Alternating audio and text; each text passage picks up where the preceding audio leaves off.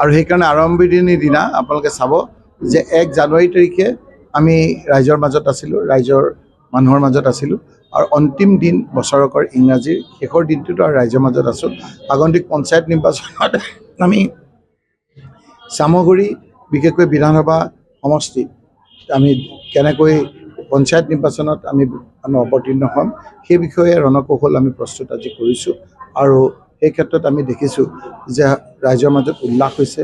এই যিটো হিমন্ত বিশ্ব শৰ্মাই পুৰণা চামগুৰি সমষ্টিত জিকাৰ পিছতে মানুহক যে চিনাকি অচিনাকি বুলি ক'লে, এই অচিনাকি মানুহবিলাকক আমি কৈছোঁ যে আমাৰ সকলো চিনাকি, সকলো জাতি জনগোষ্ঠীৰ মানুহ আমাৰ চিনাকি, আমাৰ কোনো অচিনাকি নাই। হিমন্ত বিশ্ব শৰ্মাৰ অচিনাকি মানুহবিলাক আৰু আমাৰ সকলো চিনাকি মানুহ সকলোকে আমি একেলগে থাকি আমি সমাজখন আগবঢ়াই লৈ যাব লাগিব। পঞ্চায়ত নিৰ্বাচনলৈ কিবা নিশ্চয়কৈ আমাৰ ৰণকৌশল হৈছে। ৱাৰ্ড মেম্বাৰৰ পৰা আদি কৰি আজি হিমন্ত বিশ্ব শৰ্মা ডাঙৰীয়াই ক্ষমতাত থকা অৱস্থাতে নিজৰ চিম্বলটোক লৈ ভয় খাইছে। আজি ৱাৰ্ড মেম্বাৰ আৰু আপোনাৰ পঞ্চায়তৰ প্ৰেচিডেণ্ট নিজৰ পঞ্চায়তৰ আপোনাৰ ৱাৰ্ড মেম্বাৰটোকো নিজৰ চিম্বলটো দিবলৈ ভয় খাইছে। চিম্বল নোহোৱাকৈ তেওঁ ওচৰ চাই, কাৰণ তেওঁ কামবিলাক যিবিলাক কৰিছে তেওঁ তৃণমূল পৰ্যায়ত মানুহৰ মাজত নাই।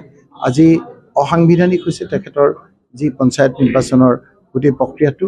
আজি গোটেই ভাৰতবৰ্ষৰ আমাৰ কনষ্টিটিউশ্যন মতে, সংবিধান মতে 3 খলপীয়া আমাৰ পঞ্চায়ত আছিল, কিন্তু হিমন্ত বিশ্ব শৰ্মাই এতিয়া 4 খলপীয়া কৰি দিলে।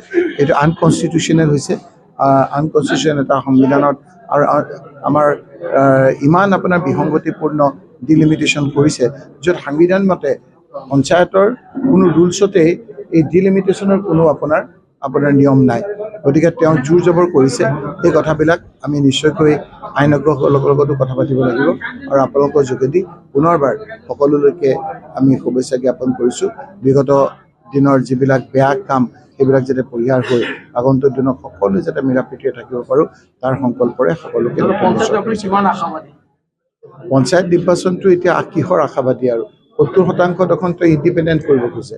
কিন্তু মই কংগ্ৰেছক ব্যক্তিগতভাৱে কৈছোঁ যে আমি 100% আমি দলীয় ভিত্তিত খেলাৰ কাৰণে সিদ্ধান্ত আমি গ্ৰহণ কৰিব লাগে।